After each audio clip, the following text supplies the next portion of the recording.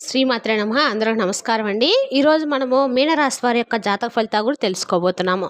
మీనరాశి వారికి సెప్టెంబర్ 17 అనగా బుధవారం నాడు వీరి యొక్క జాతక ఫలితాలు కూడా తెలుసుకోబోతున్నాం. అయితే మీనరాశి వారు అయితే ఇప్పుడే కొత్తగా మన ఛానల్ చూస్తున్నారు, దయచేసి ఛానల్ సబ్స్క్రైబ్ చేసుకొని వీడియోకి లైక్ చేసి సపోర్ట్ చేయడం మాత్రం మర్చిపోకండి.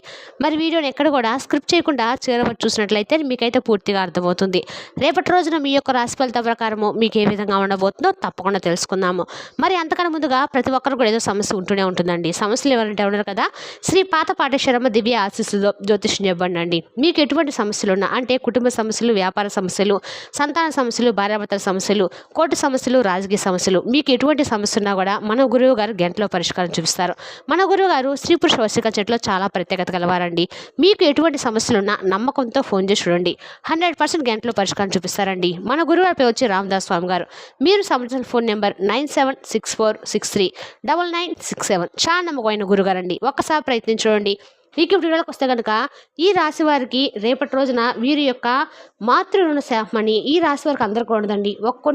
ఈ రాశి వారికి కాకుండా మిగతా రాశుల కూడా మీరు అంటే కొంతమందికి కూడా ఇది వర్తించదు. అంటే కొంతమందికి అంటే మీరు ప్రతి పనిలోనూ విజయం అనేది రాకుండా, మీకు అస్సలు అవ్వకుండా ఆలస్యమవుతూ, ఆర్థిక విషయాల్లో, కెరీర్ విషయాల్లో, వ్యాపార పరంగా, ఉద్యోగపరంగా ఎన్నో ఇబ్బందులు అనేవి ఎదుర్కొంటూనే ఉంటారు కదా. అలాంటి వారికి ఈ మాతృశాపం అనేది వర్తించుతుంది అనమాట. అయితే ఈ మీన రాశి వారికి మాతృశాపం అనేది అసలు ఎలా కలిగింది, అయితే ఈ మాతృశాపం నుండి మీరు ఎలా విముక్తి పొందాలి, అసలు ఈ మాతృరుణ శాపం అంటే ఏమిటి, ఈ మాతృరుణ శాపం యొక్క ప్రభావం ఏ విధంగా ఉంటుందనేది మీ జీవితంలో సక్సెస్ పొందడం కోసం చేసుకోవాల్సిన పరిహారాలు ఏంటనేది కూడా తెలుసుకుందాము. మరి వీడియోని ఎక్కడ కూడా స్క్రిప్ట్ చేయకుండా చూడండి, అప్పుడే మీకైతే పూర్తిగా అర్థమవుతుంది. అసలు ఈ రాశి వారికి ఎందుకు ఈ శాపం తగిలింది అనుకుంటే ప్రతి రాశి వారికి కూడా ఉంటుందండి. కానీ కొన్ని రాశుల వారికి వారు చేసే పనుల ద్వారా వారికి ఉన్నటువంటి శాప పరిహారాల వల్ల ఇలాంటి శాపం అనేది కలుగుతుంది. ముఖ్యంగా ఈ మీన రాశి వారు మనం చూసినట్లయితే అండి, ఈ మీన రాశి వారు దృఢ సంకల్పంతో కార్యాచరణ శక్తి అనేది అధికంగా కలిగి ఉంటారు. అయితే ముఖ్యంగా చూసినట్లయితే కనుక వీరు చేయాలనుకున్నది కూడా అనుకున్న విధంగా సాధించే వరకు నిద్రపోండి మనస్తత్వం కలవారై ఉంటారు. వీళ్ళు అందరిని కూడా ప్రేమించే మనస్తత్వాన్ని కలిగి ఉంటారండి. అందరినీ ఈ మీన రాశి వాళ్ళు ఆరాధించే హృదయం కలవారుగా ఉంటారు. అయితే ఈ మీన రాశి వాళ్ళు ఎదుటి వాళ్ళని ఏ స్థాయిలో ప్రేమిస్తారో ఎదుటి వ్యక్తి నుంచి ఏం కూడా అదే స్థాయిలో ప్రేమను కోరుకుంటూ ఉంటారు, ఆస్వాదిస్తారు కూడా. ఈ గుణం వల్ల ఈ మీన రాశి వారు ఫలితాల కోసం ఎంతకాలమైనా కూడా ఎదురు చూస్తూ ఉంటారండి. ఎందుకంటే ఈ మీన రాశి వారికి ఈ మాతృశ్రవణ శాపం అనేది అసలు ఎలా వచ్చింది, అది చూస్తే కుటుంబ సభ్యులు తమ పూర్వీకులను, వృద్ధులను చూసుకోవటంలో విఫలమైనందుకు, మరియు తమరు తాము రక్షించుకోవడానికి వాళ్ళని విడిచిపెట్టినందుకు, అలాగే వారికి ఒక ఆచారాల యొక్క ప్రాథమిక అవసరాలకు కట్టుబడి ఉండటంలో విఫలమైనందువలన ఈ మాతృరుణ శాపం అనేది తగిలిందనమాట. అయితే ఈ మీన రాశి వారికి మాతృరుణ శాపం కారణంగా ప్రతి విషయంలోనూ ఆటంకాలు అనేవి ఎదురవుతూ ఉంటాయండి. వీరు ఒక పనిని మొదలు పెట్టారు అంటే ఆ పని అనేది ముందుకు వెళ్ళదు. ఏదో ఒక సమస్య అనేది విజృంభిస్తూనే ఉంటుంది. వ్యక్తిగత మరియు సామాజిక జీవితంలో ప్రతికూల వాతావరణము, అలాగే చిన్న విషయాల్లో మీకు వాదనలు జరుగుతూనే ఉంటాయి. ఈ మీన రాశి వారు అందరినీ ప్రేమించే మనస్తత్వాన్ని కలిగి ఉంటారు. అయితే అందాన్ని ఆరాధించే హృదయం అనేది కలిగి సంగీత సాహిత్యాలను ఎంతగానో ఈ మీన రాశి వారు ఆస్వాదిస్తారని చెప్పొచ్చండి. అంతేకాకుండా వీరు ఏ స్థాయిలో ఎదుటివారిని ప్రేమిస్తారో అదే స్థాయిలో కూడా ఎదుటి వ్యక్తి నుండి కూడా వాళ్ళు ప్రేమను పొందాలని ఆశిస్తూ ఉంటారు. నిరంతరము అనారోగ్య కారణంగా వ్యక్తి యొక్క ఆర్థిక అలాగే శారీరక సమస్యలు అనేవి ఎదుర్కొంటూనే ఉంటారు.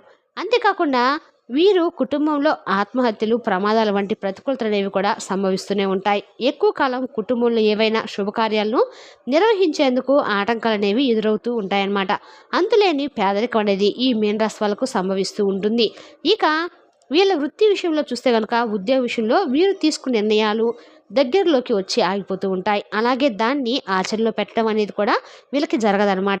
ఇక ఉద్యోగ ప్రమోషన్స్ వస్తుందని గట్టిగా నమ్మకంతో ఉంటారు, కానీ ఆ ప్రమోషన్ అనేది రాదు. మీకు అప్పగించిన పనిని ఎంత శ్రద్ధగా సక్రమంగా చేసినా శ్రమకు తగ్గ ఫలితం అనేది మీకు అస్సలు కనిపించదండి. అలాగే ఆదాయంలో మార్పులు చోటు చేసుకోవు, ఎటువంటి ప్రమోషన్లు కానీ ఉండవు. కాబట్టి ఈ మాతృరుణ శాపం అనేది ఈ విధంగా మిమ్మల్ని వెంటాడుతూ ఉంటుందన్నమాట.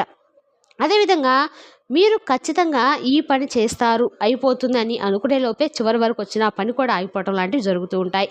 గతంలో ఎప్పుడో మీరు తెలిసి తెలియని చేసిన పనుల వల్ల ఆ శాపంతో మీరు అనేక రకాలుగా బాధలు పడుతూ ఉన్నారు. ఏ నిర్ణయం తీసుకున్నా కానీ మీకు అనుకూలంగా ఉండదు. మీరు అనుకోవచ్చు, మా తల్లిదండ్రులు మేము చాలా బాగానే చూసుకున్నాం కదా! మరి మాకు ఈ రుణ శాపం ఎందుకు అంటారని ఏంటి అని అయితే గనుక ఈ జన్మలో మీరు మీ తల్లిదండ్రులకు ఏ లోటు అనేది లేకుండా చూసుకోవచ్చు. కానీ మీ యొక్క పూర్వ జన్మలు మీ తల్లిదండ్రులను సరిగ్గా చూసుకోకపోవడం కారణంగా ఇప్పుడు మీకు ఈ శాపం అనేది తగులుతుందనమాట. అంతేకాకుండా ఒకవేళ మీరు చేయకపోయినా కూడా మీ పూర్వీకులు చేసిన ఆ శాపం అనేది మిమ్మల్ని వెంటాడుతూ ఉంటుంది. ఆ విధంగా మీకు ఇప్పుడు మాతృ శాపం అనేది వెంటాడుతుందండి. కానీ దీని కారణంగా వ్యాపారాల ఎదుగుదల ఉండదు. ఉద్యోగపరంగా అభివృద్ధి అనేది కనిపించదు. అలాగే మీ కుటుంబ సభ్యుల మధ్య కూడా ఎప్పుడూ విభేదాలనేవి వస్తూనే ఉంటాయి. మీ యొక్క సంతాన పరంగా కూడా వాళ్ళు ఒకవైపు నుండి మీకేదో ఒక సమస్య అనేది వస్తూ ఉంటుంది. అలాగే వారు కూడా మిమ్మల్ని చిన్న చూపు చూడడము, మీతో అసభ్యంగా ప్రవర్తించడం అనేది కూడా చేస్తూ ఉంటారు. ఇక ఉద్యోగ ప్రయత్నాలు చేస్తున్న వారికి ఉద్యోగ అవకాశాలు అనేవి రాక బాధపడుతూ ఉంటారు.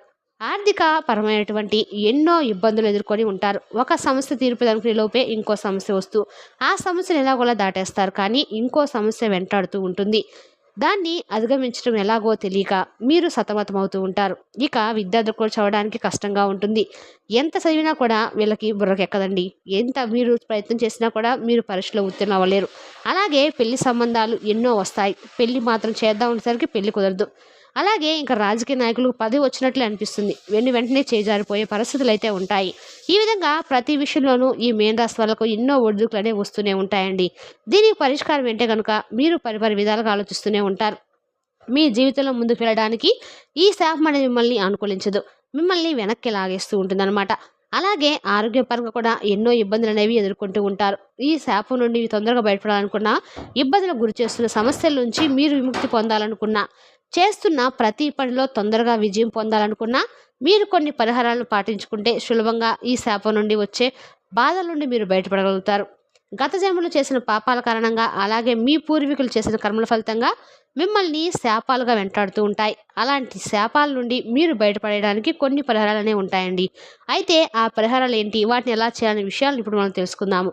అయితే ఈ మీన రాశి వారు చేయాల్సింది ఏంటంటే అండి, ప్రతి అమావాస్య రోజున పేదలకు కానీ వృద్ధులకు కానీ వీలైనంతగా సహాయం చేయడానికి ప్రయత్నించండి. మీకు అది ధన రూపంలో కావచ్చు, లేదా వస్తు రూపంలో కావచ్చు. కుదిరితే వస్తు రూపంలో ఏదైనా సరే.